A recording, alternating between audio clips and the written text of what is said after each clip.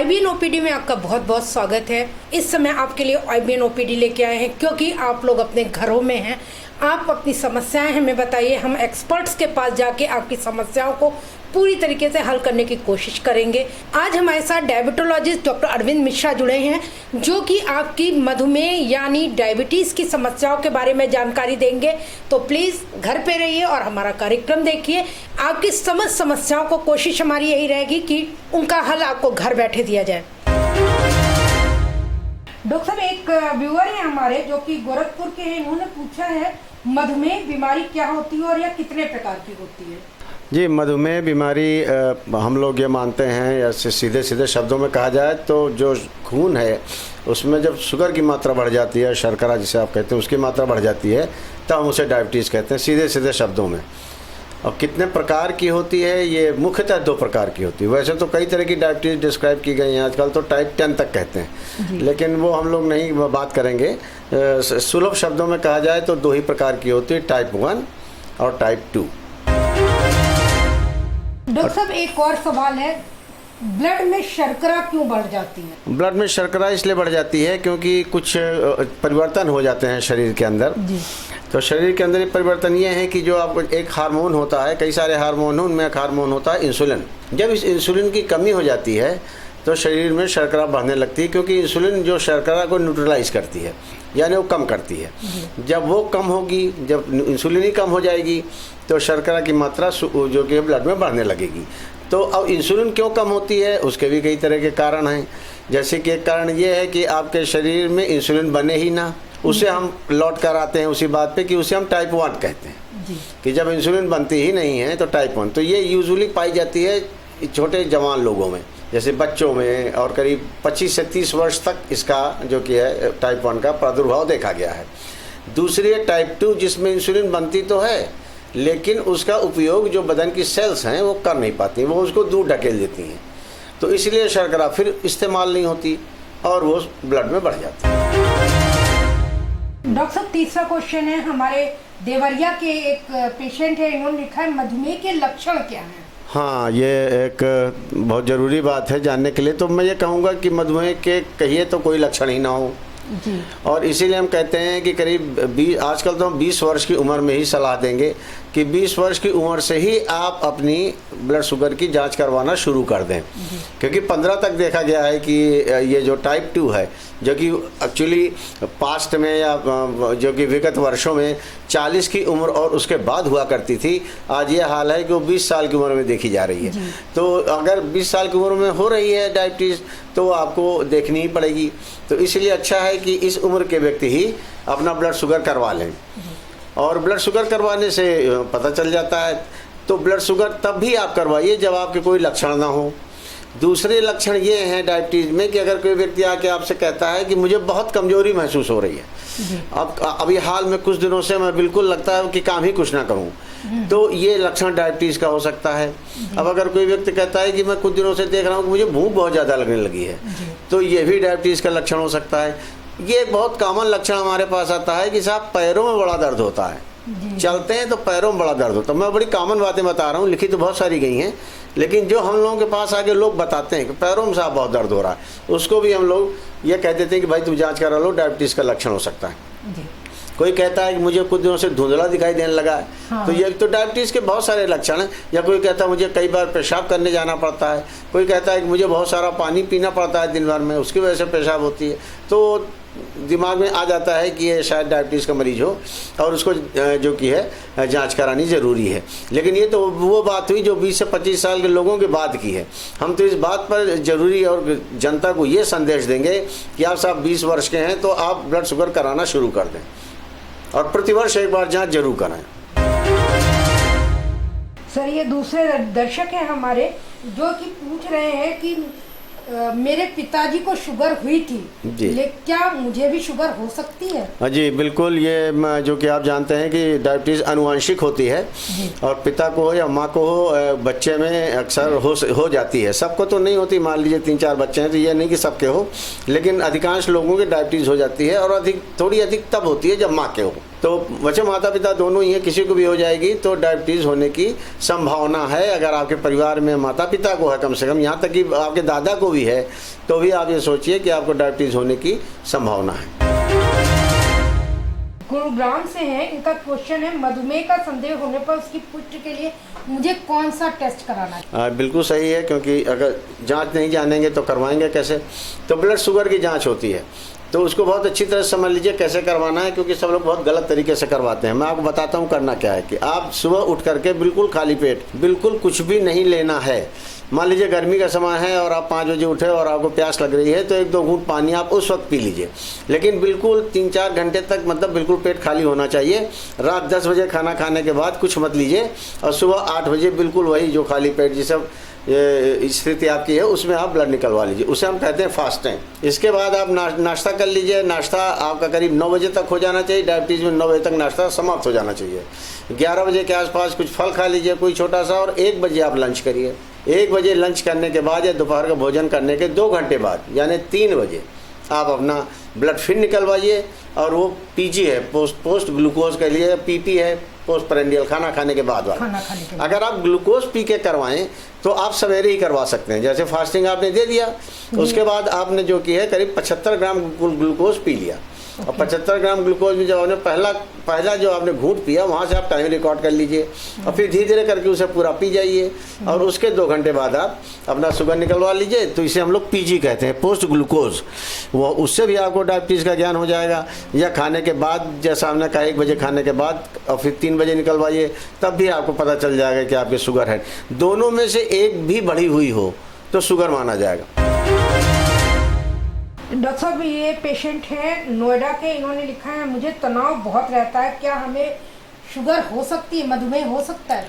बल्कि उल्टी बात है कि तनाव होता भी है डायबिटीज़ के मरीजों में। डायबिटीज़ के मरीज में बहुत सारे मानसिक सिम्टम्स आते हैं, जैसे एंग्जाइटी है, जो आप कहते हैं चिंता है, वो मरीज बहुत मतलब परेशान हाल दिखाई देगा, और बात करने में भी उसको लगेगा कि जैसे उसके पास समय नहीं हो, कहीं और भागना चाहता है, स्थिर नहीं रहते हैं, स्टेबल नहीं रहते। डिप्रेशन बहुत होता है, मतलब हर आदमी मुँह लटका बैठा रहता है। अगर शुगर बढ़ी हुई है तो उसका कहीं वो किसी अकेले कमरे में, अंधेरे कमरे में बैठा रहेगा।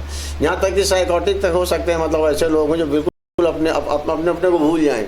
जैसे आप साइकोसिस जानती हैं कि बिल्कुल एक पागलपन की स्थिति में आ जाए। तो इस तरह के कई सारे हैं। और अगर मान लीजिए कि डायबिटीज़ नहीं थी और तनाव हो गया, डिप्रेशन हो गया, तो उससे डायबिटीज़ पैदा हो सकती है। तो दोनों बातें हैं कि डायबिटीज़ कर सकती है और उससे पैदा भी हो सकती है।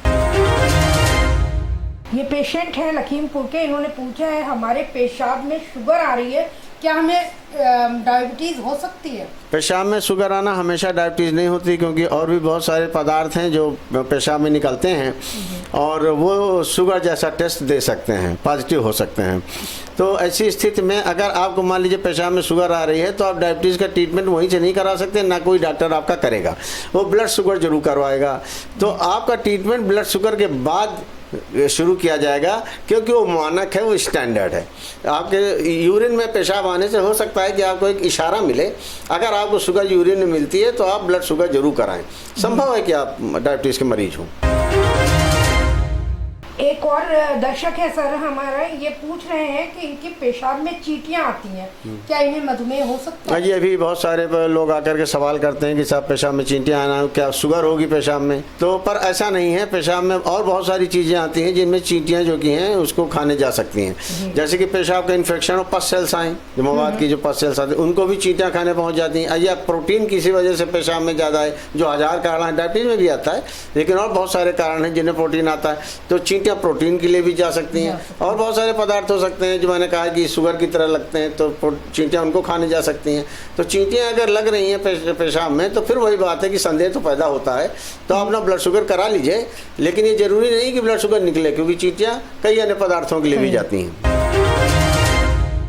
एक और दर्शक है, इनका पूछना है कि मुझे शाम को समय मिलता है और मैं जांच करता हूँ, क्या मुझे मधुमेह की दवा मिल सकती है? नहीं, हमको रैंडम, जो इसे रैंडम ग्लूकोज कहते हैं, जो ना तो क्लासिकली ना तो ये फास्टिंग है जो सवेरे खाली पेट लिया जाए, ना ये खाने के 2 घंटे बाद का, ये शाम का है। तो शाम के शुगर को हम लोग रैंडम कहते हैं, रैंडम ग्लूकोज, या किसी भी ऐसे टाइम को जो हमारी तरह नॉर्मल स्टैंडर्ड तरीके से न नापा गया हो उसे रैंडम माना जाता है। और रैंडम ग्लूकोज की अब पूरे विश्व में कोई महत्ता नहीं रह गई है।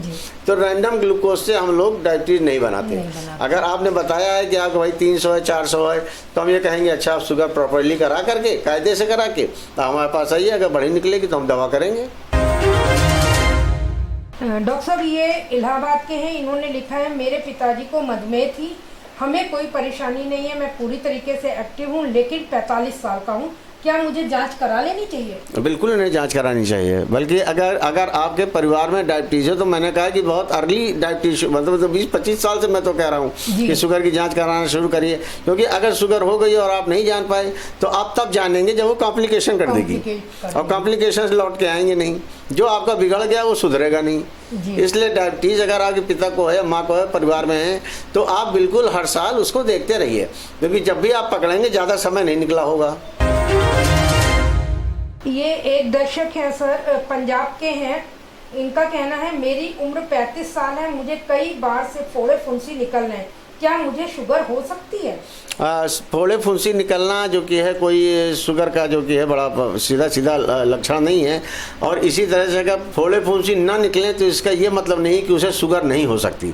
तो दोनों बातें हैं, अगर फोड़े फुंसियाँ निकल रहे हैं तो शुगर की जांच आप जरूर कराएं, लेकिन ये एक निश्चित जो कि है कहा जाए तो उसका वो लक्षण नहीं है।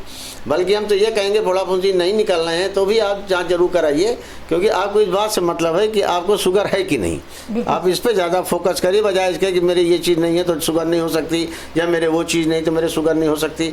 आप उसके प्रणेता मत बनिए। आपको अगर किसी भी तरीके से ये लगता है कि जो कि शुगर होने की संभावना है या डॉक्टर कहता आप उसे करवाइए। सर एक पेशेंट है जो कि बनारस के, इनका पूछना है क्या मधुमेह में भोजन करने का समय निश्चित होता है? हाँ, मैं ये मान के चलता हूँ कि ये अनुशासन की बीमारी है। ये बिल्कुल, ये मेरा जो संदेश है बहुत बड़ा संदेश है कि इसमें अनुशासन बहुत चाहिए।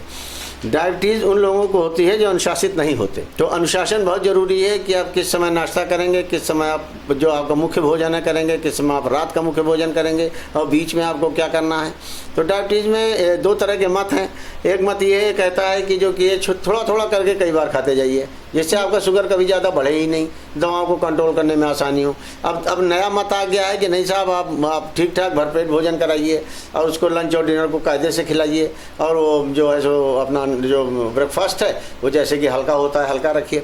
दोनों तरह के मत हैं। मैं पहले मत पे ही रहूँगा कि आप जो कि जैसे आपने ब्रेकफास्ट किया, अपना दलिया ले लिया या कोई भी पॉरेज ले ली, कोई दूसरी चीज़ ले ली, 2 स्लाइस ले ली, आप उसे हल्का रखिए।